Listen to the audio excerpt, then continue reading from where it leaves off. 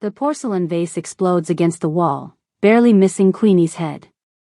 Sungmin stands frozen in the doorway, his expression carefully blank despite the rage coiling inside him. This isn't the first time he's witnessed his boss's temper, but something feels different tonight. Maybe it's the way Jae-woo's eyes hold a dangerous new coldness, or how Queenie's hands shake slightly as she kneels to gather the shards.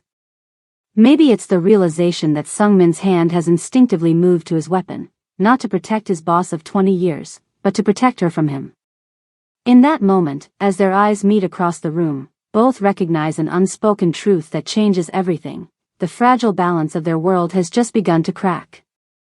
You know that feeling when your loyalty to someone suddenly conflicts with what you know is right? That impossible choice that keeps you awake at night? If you've ever been torn between duty and doing what your heart tells you is right, you're going to want to stay for this entire story. It's about to get intense, and trust me, the ending will leave you speechless. If you're new here, smash that subscribe button and let me know in the comments where you're watching from. Now, let's dive deeper into how this all began. Jae-woo storms past Sungmin, brushing shoulders without acknowledgement. His footsteps fade down the hallway, followed by the slam of his office door. The compound falls into uneasy silence. Sungmin remains in the doorway, watching Queenie methodically collect porcelain fragments.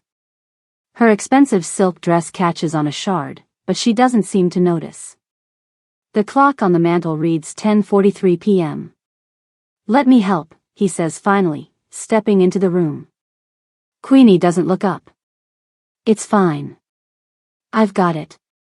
Despite her words, Sungmin crouches beside her, producing a handkerchief from his jacket pocket. Their fingers brush as she accepts it, a momentary contact that both acknowledge by pulling away too quickly. "This is the third this month," Sungmin says quietly, indicating the broken vase. "Fourth." Queenie's voice is steady, practiced. "The blue one in the hallway last Tuesday." Sungmin watches her carefully fold shards into the handkerchief. There's an efficiency to her movements, no wasted motion, no dramatic gestures. She's done this before, many times. "I wasn't here Tuesday," he says. "No. You were in Incheon." The fact that she's tracked his absence surprises him. Sungmin reaches for a larger fragment, noticing a thin line of blood on her palm where a shard has already cut her. "You're hurt." "It's nothing." She rises, moving to the waste bin by her desk. Her posture straightens, armor sliding back into place. "Did you need something from the chairman?" The formal title creates instant distance between them. Sungmin stands too, maintaining proper space. "Shipment reports." "They can wait." Queenie nods, moving to the cabinet where cleaning supplies are stored. The practiced way she retrieves them, knowing exactly which drawer, which products, tells its own story. "He wasn't always like this," Sungmin says, unsure why he's defending Jae-woo to his own wife. "I know. You've told me." Queenie's smile doesn't reach her eyes. The legendary brotherhood. 20 years of loyalty. The weight of those 20 years hits Sungmin as he watches her work. He remembers the day they met, two teenage boys in the rain, one hungry, one offering opportunity. Jae-woo had pulled him from nothing, taught him everything. Together they built the Golden Dragon Syndicate from street-level operations to a legitimate-seeming empire. Blood brothers in everything but actual relation. "We were different people then," Sungmin says quietly. Queenie pauses her cleaning, studying him. "People change. Power changes them faster." The moment stretches between them, too long, too understanding. Sungmin breaks eye contact first, checking his watch. "I should report in." "Of course." He's nearly at the door when Queenie speaks again. "Thank you. For the handkerchief." Something shifts in that simple acknowledgement. A boundary crossed, however slightly. Jae-woo's office smells of expensive whiskey and cigarettes. He sits behind his mahogany desk, reviewing documents in the dim light. "The Busan shipment needs handling," Jae-woo says without looking up, as if Sungmin had been standing there for hours rather than seconds. I can send Park's team. They handled the last 3 well. No. Jae-woo finally meets his eyes. You go personally. Tomorrow morning. It's an unusual request. Sungmin typically coordinates operations, not field work. The minister's dinner is tomorrow night. You'll need security. I'll manage. Jae-woo slides a folder across the desk. This takes priority. Sungmin accepts the folder, noting its unusual thinness. How long should I plan to stay? As long as needed. Jae-woo takes a slow sip of whiskey. A few days, perhaps a week. It seems there are too many distractions at home lately. The implication hangs in the air between them. 20 years of friendship suddenly feels paper-thin. I'll leave at dawn, Sungmin says, keeping his face carefully neutral. Jae-woo returns to his documents, dismissal clear. But as Sungmin reaches the door, his old friend speaks once more. She's just a wife, Min, remember what matters. The words follow him into the hallway like a shadow. Rain pelted the windshield as Sungmin drove into Busan's industrial port district. The gray morning matched his mood, 5 hours on the road with nothing but questions for company. He checked his watch, 10:17 a.m. The folder Jae-woo had given him contained almost nothing, just an address, a contact name, and vague references to inventory discrepancies. The shipping container yard was oddly quiet for a Tuesday. Kim Hyun-soo, the yard manager, greeted him with surprised deference. We weren't expecting the chairman's right hand for this, Kim said, leading him through rows of stacked containers. Just some missing documentation. Nothing requiring your attention, sir. Sungmin scanned the yard, noting the lack of urgency among workers. Show me the affected shipments. The crisis took less than an hour to resolve. A simple clerical error, already corrected by local staff before his arrival. Sungmin stood at the edge of the container yard, gazing at ships in the distance. The inescapable conclusion settled in his stomach like lead: he'd been sent away on purpose. His phone buzzed in his pocket. Unknown number. It's done, Sungmin answered tersely. Good, came Jae-woo's voice. Stay there. I need you to meet with our Busan partners. All of them. That will take days. Then it takes days. The line went dead. By 3 p.m., Sungmin had checked into the Marina Bay Hotel, a Golden Dragon-owned property where he could speak freely. From his 6th-floor window, he noticed a black Hyundai parked across the street, its occupant suspiciously motionless. When Sungmin left for his 4 p.m. meeting, the car pulled into traffic 3 vehicles behind. The tail was good, maintaining distance, switching positions, but not good enough. Not for someone trained by Sungmin himself. He completed his meeting with a local business partner, then took an unexpected turn down a narrow alleyway between restaurants. The black Hyundai couldn't follow. Doubling back through a kitchen where the owner nodded in recognition, Sungmin emerged behind the car, approaching the driver's side window. He rapped on the glass, watching the young man inside jump. Dong-hyun, one of Jae-woo's newer recruits. The window lowered nervously. If you're going to follow someone, Sungmin said calmly, don't choose a person who taught surveillance techniques to half the organization. Dong-hyun's face flushed. Sir, Inside. Now. Sungmin gestured to a small coffee shop. Seated in a corner booth, the young man fidgeted with his cup. He couldn't be more than 25, ambitious, eager to prove himself. Who sent you? Sungmin asked, though he already knew. The chairman, sir. To do what, exactly? Dong-hyun hesitated. To observe and report. Report what? Your meetings. Who you speak with. If you. The young man faltered. If I what? If you make any calls to the compound. Specifically to Mrs. Young. The confirmation should have surprised Sungmin, but it didn't. The game was clearer now. Have I? No, sir. Then your report should be very boring. Sungmin stood, dropping money on the table. If you're going to continue following me, at least be less obvious. It's embarrassing for both of us. Meanwhile, at the Young compound outside Seoul, Queenie stood in the empty hallway outside Jae-woo's office. 11:42 p.m.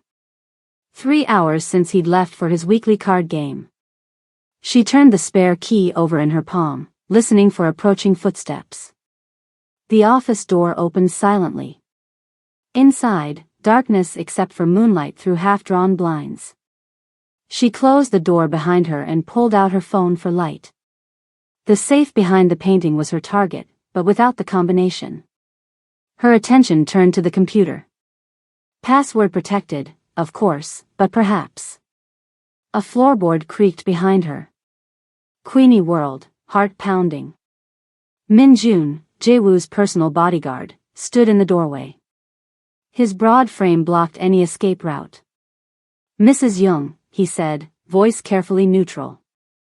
Queenie straightened, mind racing for explanations. I was looking for Jae-woo's schedule. He mentioned a dinner I need to prepare for. Min-jun closed the door behind him. His face remained expressionless, but his eyes darted to the security camera in the corner. With deliberate movements, he reached up and adjusted its angle away from the desk. The chairman keeps his financial records in a hidden folder on the desktop, he said quietly. Password is his mother's birthday followed by yours. Queenie froze. Why would you? I've worked for the chairman for 8 years. I've seen the bruises. Min-jun moved to the door. You have 12 minutes before security rotates back to this camera. I never saw you. Before she could respond, he was gone. Queenie's fingers trembled as she entered the password. The screen illuminated with folders of financial data, evidence of transactions, hidden accounts, and something labeled contingency plans. In his Busan hotel room, Sungmin reviewed notes from his meetings. Nothing required his personal attention. Every issue could have been handled remotely. His phone buzzed with a message from Dong-hyun, chairman called. Asking if you've made contact with anyone from Seoul. Sungmin's jaw tightened. He was being tested, his loyalty questioned after 20 years without failure. His burner phone, the one not even Jae-woo knew about, vibrated on the nightstand. The message contained only an address and one line. Your room is bugged. Meet me in 20 minutes. It's about Mrs. Young. Sungmin stared at the message, weighing possibilities against risks. If this was a trap, walking into it would confirm Jae-woo's suspicions. If it wasn't. He quietly searched his room, finding the listening device tucked beneath the desk lamp. Amateur work. Leaving it in place, he grabbed his jacket and gun. The address led to a small pojangmaka, a street food tent where businessmen gathered after work. Inside, a familiar face waited at a corner table. Kang Min-suk, head of Golden Dragon's intelligence division. You've got a problem, Min-suk said as Sungmin sat down. The chairman's wife accessed restricted files tonight. Our security protocol automatically alerted him.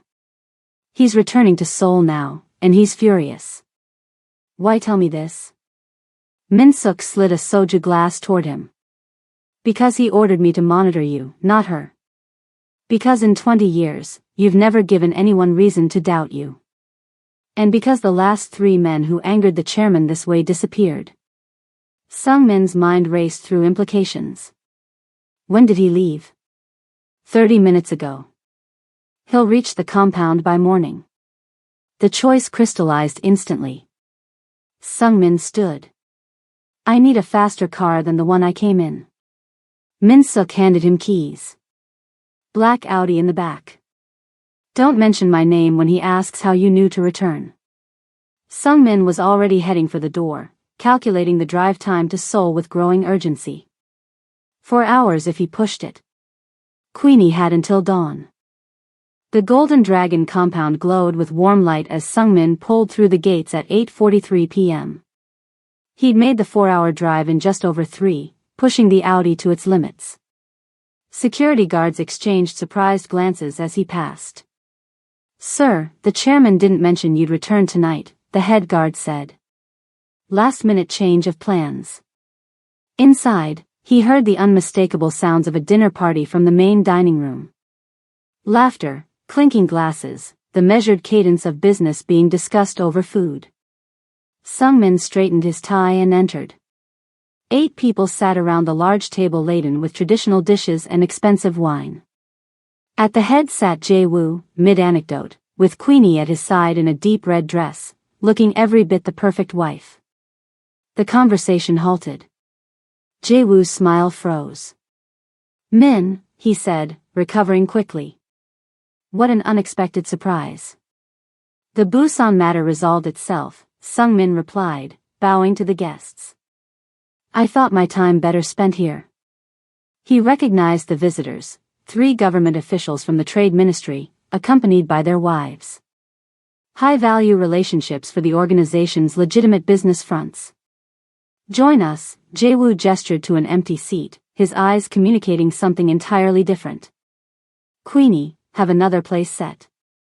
She rose gracefully, but Jae-woo caught her wrist as she passed. To the others, it appeared affectionate.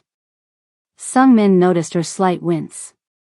"Don't forget the 82 wine in the cellar," Jae-woo said quietly. "The one I told you never to touch." Her eyes flickered momentarily before she nodded. The dinner proceeded with practiced civility. Sungmin answered questions about Busan's shipping industry while watching the interplay between husband and wife. When Queenie returned with the wine, hands steady despite what must have been a thinly veiled threat, Jae-woo became overly attentive, refilling glasses, hand lingering on her shoulder. "To successful partnerships," Jae-woo toasted, looking directly at Sungmin. As glasses clinked, Queenie's hand trembled. Red wine spilled across her dress, drawing gasps from the guests. "I'm so sorry," she said, already standing. "Please excuse me." "Min, assist my wife," Jae-woo commanded. "I'll entertain our guests." In the hallway, Sungmin kept appropriate distance as they walked toward her quarters. "You shouldn't have come back early," she said once they were alone. "You accessed his files last night." Queenie stopped walking. "How did you know?" "The system alerted him. He was on his way back this morning." "Then why is he here hosting dinner instead?" "I don't know. But something's changed." Sungmin lowered his voice. "Why did you risk it?" She resumed walking, speaking without looking at him. "I needed leverage. Protection. From Jae-woo? From what I owe him." They reached her door. "My father died with gambling debts to the Golden Dragon. Marriage was my repayment plan. And now? Now I realize debts to men like him are never truly repaid." Her eyes met his. "Whatever you came back to prevent has already happened. He knows." When they returned to the dining room 15 minutes later, Queenie in a fresh dress, they found Minister Park speaking quietly with Jae-woo in the corner. The words "financial investigation" and "customs audit" drifted across the room before conversation abruptly ceased. The evening ended at 11:30 p.m. Sungmin retired to his quarters within the compound, surprised he hadn't been confronted directly. Perhaps tomorrow would bring clarity. His phone buzzed at exactly 2 a.m. A text message from Jae-woo. "My study. Now. Come alone." Jae-woo's private study smelled of leather and gun oil. 2:07 a.m., and the only light came from a single desk lamp. Jae-woo sat in his high-backed chair, methodically disassembling a handgun. He didn't look up when Sungmin entered. "Close the door," Jae-woo said. Sungmin did so, remaining standing. The grandfather clock in the corner ticked loudly in the silence. "Do you remember the winter we spent in that warehouse in Incheon?" Jae-woo asked, wiping the barrel with a cloth. "No heat," barely any food. Just us against everyone. I remember, Sungmin said carefully. You killed a man for me that winter. You're first. Jae-woo looked up, his face half in shadow. And I told you something afterward. Do you recall what it was? That once you spill blood for someone, you're bound to them forever. Jae-woo nodded, reassembling the gun with practiced movements. 20 years. Nearly half our lives. He set the weapon down. So why don't you tell me why you're really back from Busan? The question hung between them. Sungmin kept his face neutral. The shipment issue was resolved faster than expected. I thought my time better spent here, with the minister's visit. Interesting. Jae-woo leaned back. Because I specifically instructed you to meet with all our Busan partners. That would take days. I prioritized. The most critical meetings were completed. You prioritized. Jae-woo's laugh held no warmth. Tell me, what made you think my wife needed your protection? The direct question surprised Sungmin. He'd expected more circling. I don't understand. Don't insult me. Jae-woo stood, moving to the liquor cabinet. Kang Min-suk called you, didn't he? Told you Queenie accessed my files? Sungmin weighed his options quickly. Denying would be futile. Yes. And you drove through the night, breaking speed limits, to get here before me. Jae-woo poured 2 glasses of whiskey. Why? To protect the organization. If she found sensitive information. Don't. Jae-woo cut him off, handing him a glass. Not you. Not after everything. Their eyes met over the rims of their glasses. 20 years of trust, cracking like thin ice. She's your wife, Sungmin said finally. I thought you'd want to handle the situation yourself, not have your security team discover it first. My wife. Jae-woo swirled his drink. An interesting way to phrase it. For hours, they circled each other with words. Jae-woo reminisced about their shared past while probing for weaknesses. Sungmin parried with careful answers, neither confirming suspicions nor offering denials that would be obvious lies. Outside, the sky gradually lightened. 5:32 a.m. I have a new assignment for you, Jae-woo said finally. The Zhang organization is encroaching on our territory in Taejun. You'll meet with Old Man Zhang tomorrow to negotiate boundaries. Sungmin kept his face carefully blank. The last 3 men sent to negotiate with Zhang had disappeared or returned in body bags. Zhang doesn't negotiate. He eliminates problems. Then don't be a problem. Jae-woo replaced his gun in the desk drawer. Leave at noon. And Min? Yes? If anything happens to you, I'll make sure Queenie is well taken care of. The threat was unmistakable in his tone. Sungmin bowed slightly, maintaining the pretense of normalcy. I've always trusted you with what matters most. By 6:15 a.m., Sungmin was in the security room. The night guard had stepped out for coffee, giving him 3 minutes. He quickly accessed the surveillance system, checking which cameras had recently been activated. The screen showed a new feed, Queenie's private sitting room, bedroom, even her bathroom. All activated yesterday, with footage being sent directly to Jae-woo's personal server. The guard's footsteps approached. Sungmin cleared the screen and walked out, nodding casually as they passed in the doorway. In the privacy of his car, he sat motionless. The brotherhood that defined his life had fractured beyond repair. And he had exactly 5 hours to warn Queenie before leaving for what was almost certainly a suicide mission. The Zhang family restaurant seemed too ordinary for a feared crime boss. Simple wooden tables, family photos on walls, elderly waiters shuffling between kitchen and dining room. Sungmin arrived at precisely 7 p.m., scanning for guards. He counted 4, disguised as diners but betrayed by their watchful eyes. Old Man Zhang sat alone in the back corner, a frail figure with wispy white hair.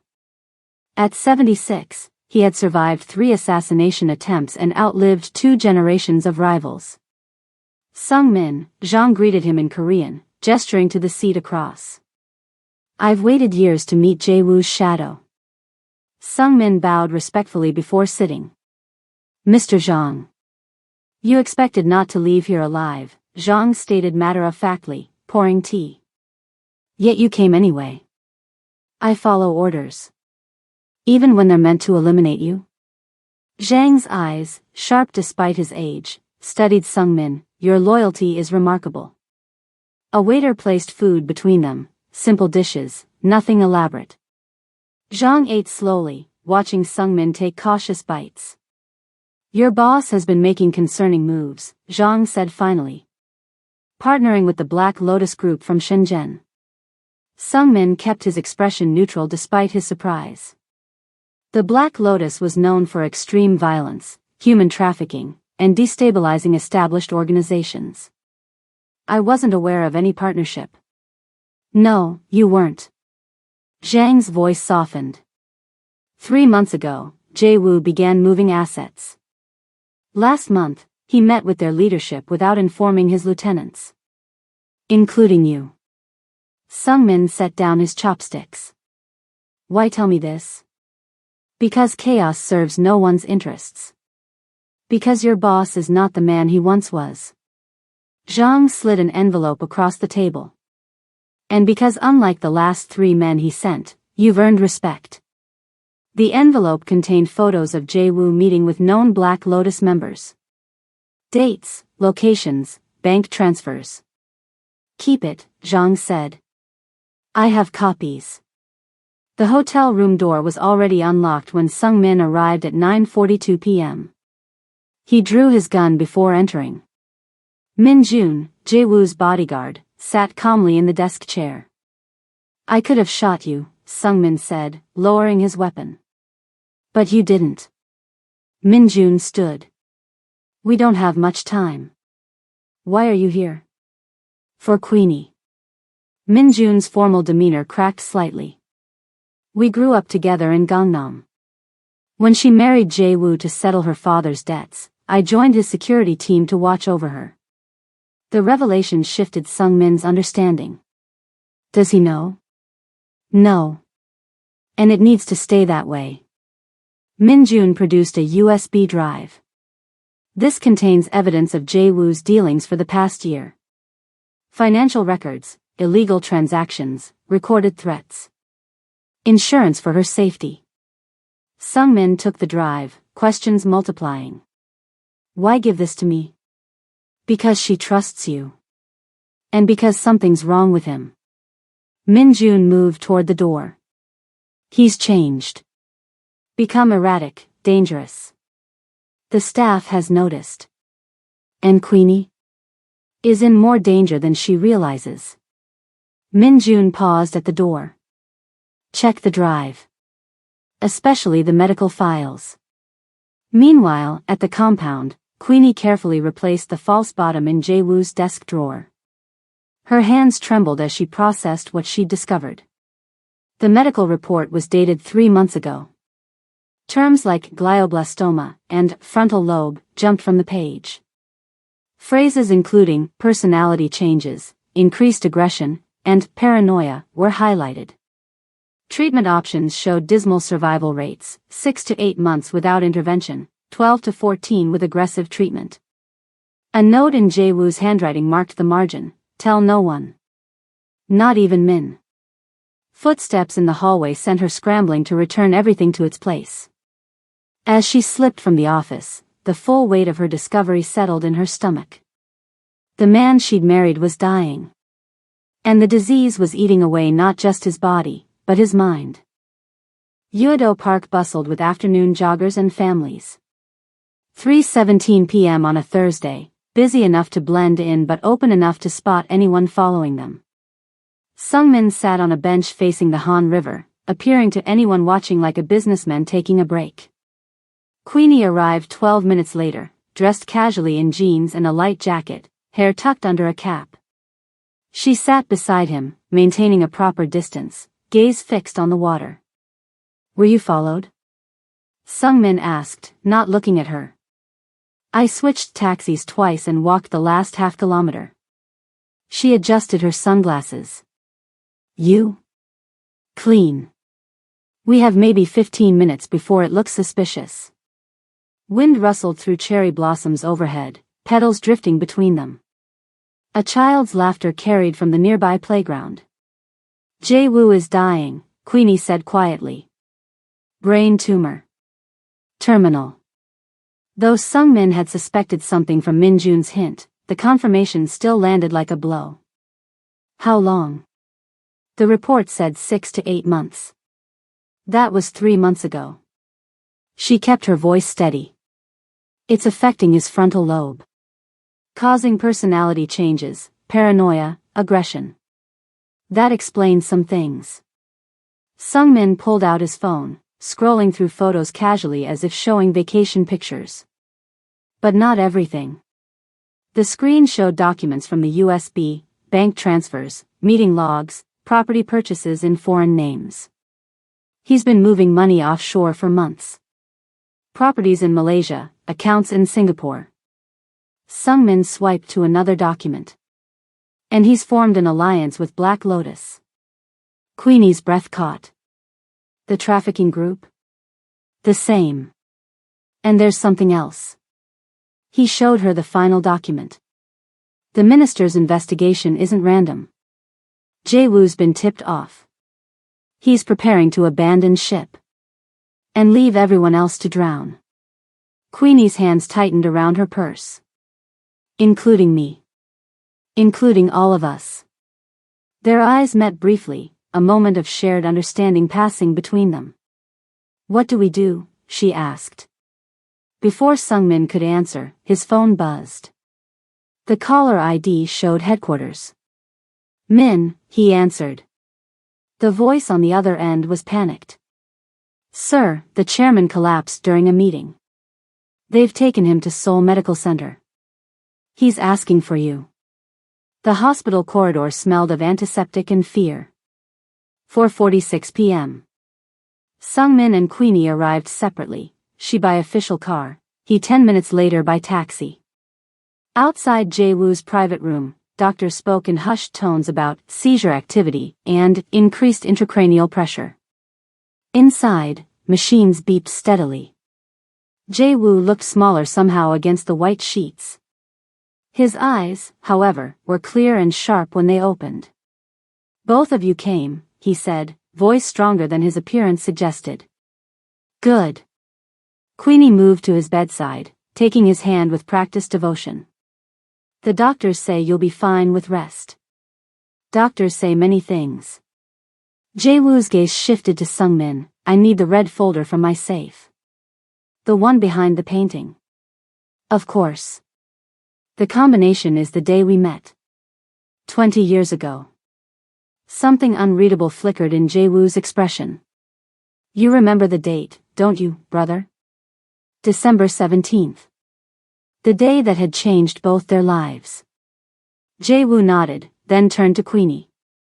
I need to speak with my wife alone. Sung-min bowed, moving toward the door. As he reached it, he glanced back. Queenie's eyes met his over Jae-woo's bed, a look that communicated everything they couldn't say aloud. Fear. Warning. A plea. The door closed between them, leaving Sung-min in the hallway with the weight of 20 years of brotherhood in one hand and a USB drive full of betrayal in the other. The compound stood unusually quiet when Sung-min arrived at 6:12 p.m. Security cameras tracked his movements across the courtyard, red lights blinking in silent observation. Jae-woo's office remained as he'd left it that morning, papers arranged with military precision, leather chair pushed exactly 20 centimeters from the desk.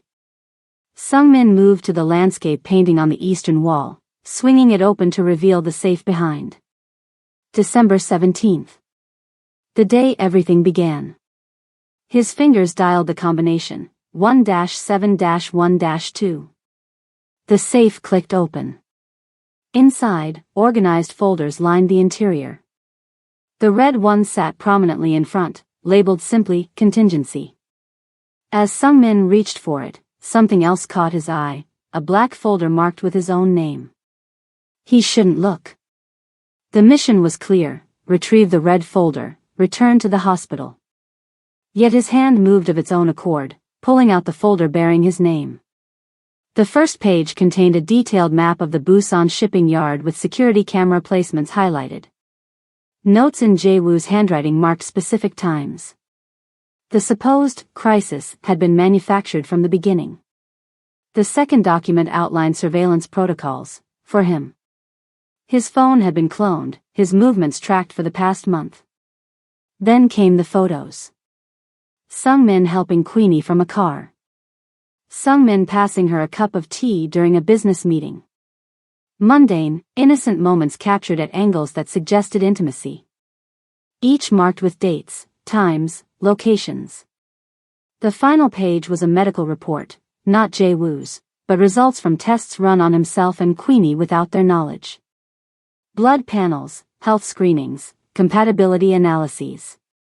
The purpose became clear with the last notation: succession planning. Jae-woo hadn't just been testing him. He'd been evaluating him. The sound of car engines interrupted his thoughts. Through the window, Sung-min watched 3 black SUVs pull into the compound.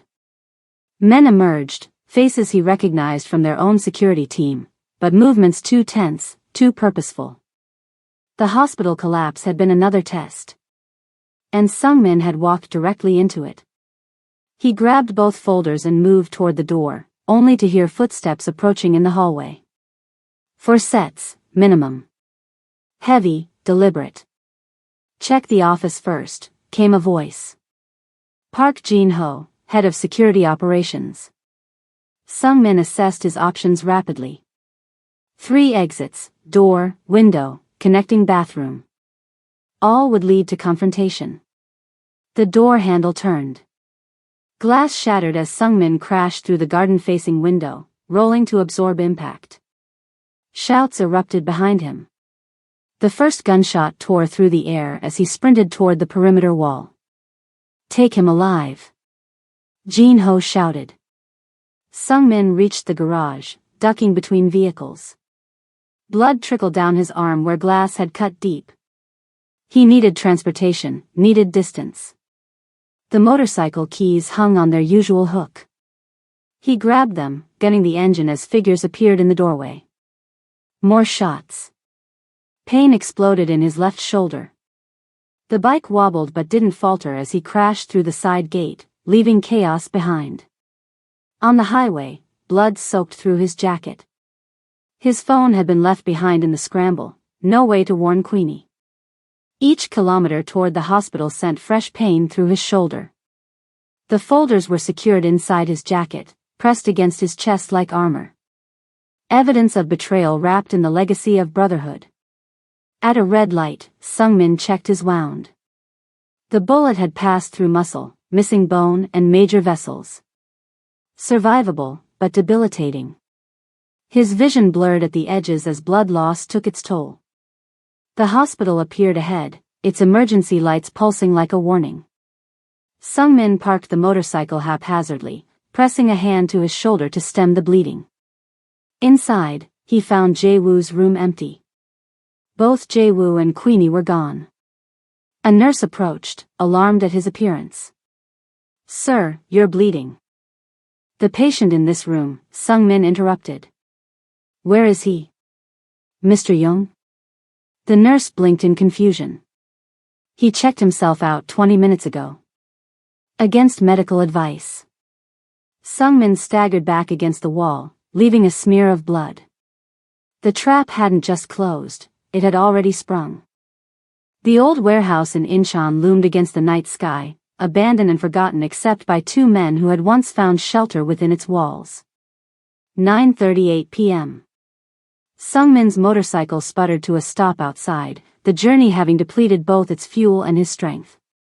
His shoulder throbbed with each heartbeat, blood seeping through his makeshift bandage.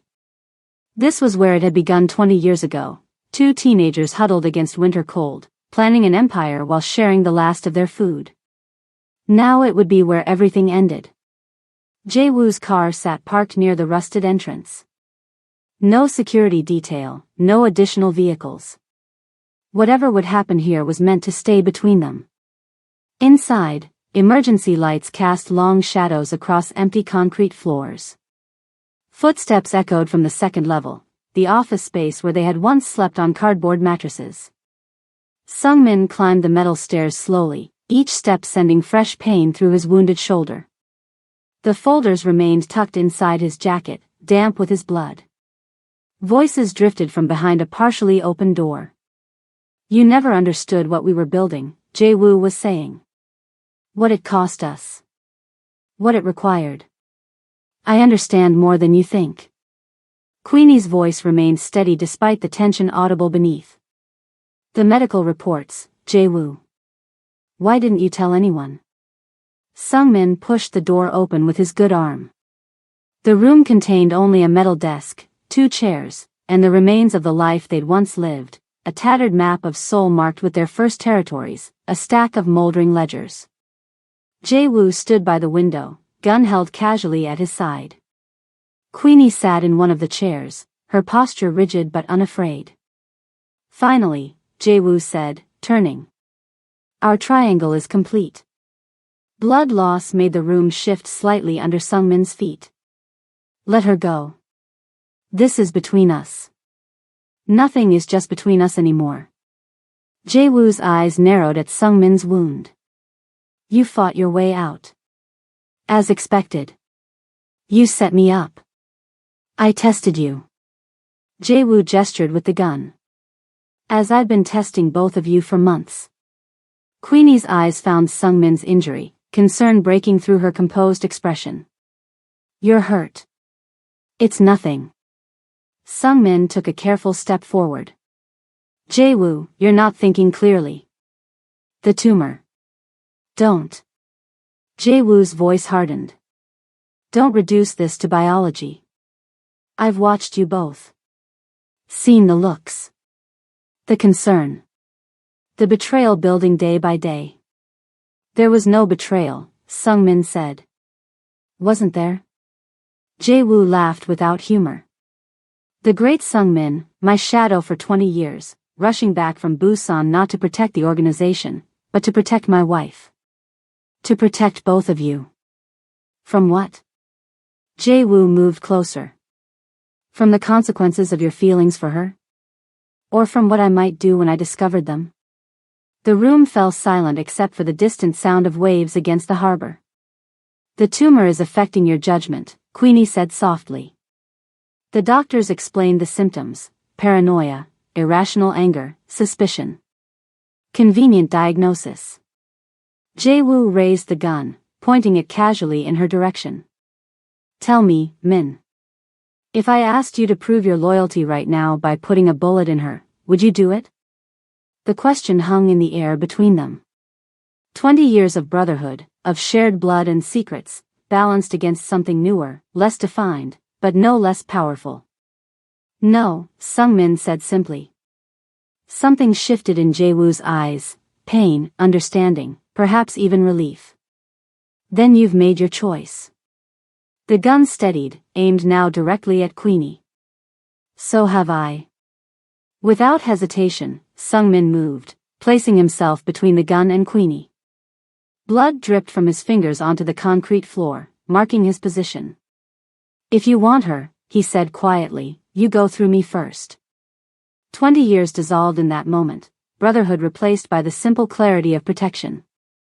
Jae-woo's hand trembled slightly, the first uncertainty he'd shown. After everything we built, Jae-woo whispered. This is how it ends? It doesn't have to end at all. Sung-min kept his voice calm despite the room beginning to spin around him. Put the gun down. Let us help you. Help me? Jae-woo's laugh turned into something closer to a sob. I'm already dead, brother. The only question is how many I take with me. Sung-min felt blood soaking through his shirt as he stood between Queenie and the gun. The warehouse's emergency lights flickered, casting Jae-woo's face in alternating shadow and harsh illumination. 10:17 p.m. Outside, the wind had picked up, whistling through broken windows. You're losing too much blood, Queenie said from behind him, voice low with concern. Jae-woo's gun remained steady despite the visible tremor in his arm. Always the protector, Min. Even when it means betraying me. I never betrayed you. Sungmin's vision blurred at the edges. But I won't let you hurt her. Something shifted in Jae-woo's expression, a flicker of the man he'd been before illness and power corrupted him. The gun lowered slightly. The doctors gave me 6 months. Jae-woo's voice quieted. Last week, they revised it to weeks. The treatments failed. We could have faced this together, Sungmin said. Why push us away? Because I needed to know. Jae-woo moved to the desk, steadying himself against it. When I'm gone, who would protect what matters? Understanding dawned on Sungmin. This was a test. Everything is a test in our world. Jae-woo's laugh held no humor. The money transfers, the surveillance, the impossible assignments. I needed to see what you would choose when forced to decide. And if I had chosen wrong? Then she would have been alone after I died. Jae-woo's eyes moved to Queenie. I never loved you the way you deserved. I know that now. Queenie stepped beside Sungmin, her hand finding his. And the Black Lotus? The deals that would destroy everything you built? Insurance. Jae-woo set the gun on the desk. This disease, it changes you. Makes you paranoid, cruel. Some days I recognize what I've become. Other days. He trailed off, staring at his trembling hands. In the distance, sirens wailed, growing closer. Min-jun, Queenie whispered in recognition. Jae-woo pulled a small notebook from his jacket. Access codes. Offshore accounts in Macau, Singapore, Malaysia. Enough to disappear, to start over. He slid it across the desk. Take it. Both of you. Sungmin didn't move. Jae-woo. We built an empire on blood and fear, Jae-woo interrupted. I've become the very thing we once fought against. The kind of man who would kill his brother over suspicion. He looked up, eyes suddenly clear. I won't be that man in whatever time I have left. The siren stopped outside the warehouse. Car doors slammed. You need to go, Jae-woo said. Now. Through the loading dock. Sungmin picked up the notebook with his good hand, but hesitated. What about you? I'll handle the police. Jae-woo straightened his jacket, dignity returning to his posture. One last service to the brotherhood. Heavy footsteps echoed from the first floor. Go, Jae-woo commanded. Then, softer, take care of her, brother. Queenie moved to Jae-woo, pressing a gentle kiss to his cheek. Thank you. As they slipped through the back exit, Sungmin glanced back one final time. Jae-woo stood framed in the doorway, shoulders squared, facing his end with the same determination with which he had built his beginning. 3 months later, a small tea shop in Jeju Island. Ocean breeze carried the scent of salt through open windows. Sungmin's shoulder had healed, leaving only a star-shaped scar as reminder. Queenie set a letter on the table between them. The envelope bore no return address, but the handwriting was unmistakable. It came this morning, she said.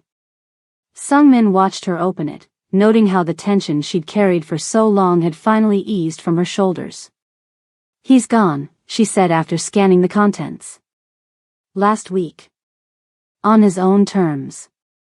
The letter trembled slightly in her hands as she continued reading. He says he's made arrangements to keep the Black Lotus away from us. And that. Her voice caught. That he hopes we build something better than he could. Sungmin reached across the table, his hand covering hers. No words needed. Outside, tourists and locals passed by their window, unaware of the former right-hand man of Seoul's most powerful crime boss and his wife sharing a quiet moment of grief and possibility. The price of their freedom had been paid in full. Not with money, but with the end of a brotherhood that had defined 2 decades of life. And with the beginning of something neither had dared imagine, a future built on choice rather than obligation, on respect rather than fear. Queenie folded the letter, tucking it away. What now? Sung Min looked out at the ocean stretching endlessly before them. Now we live. And that's how loyalty, duty, and the courage to stand up for what's right can change everything. If this story resonated with you, please hit that subscribe button right now to never miss our weekly stories about impossible choices and the strength it takes to make them. Drop a comment letting me know where you're watching from and what part of the story hit you the hardest. Your support means everything, and I can't wait to share more stories that make you feel something real. Until next time.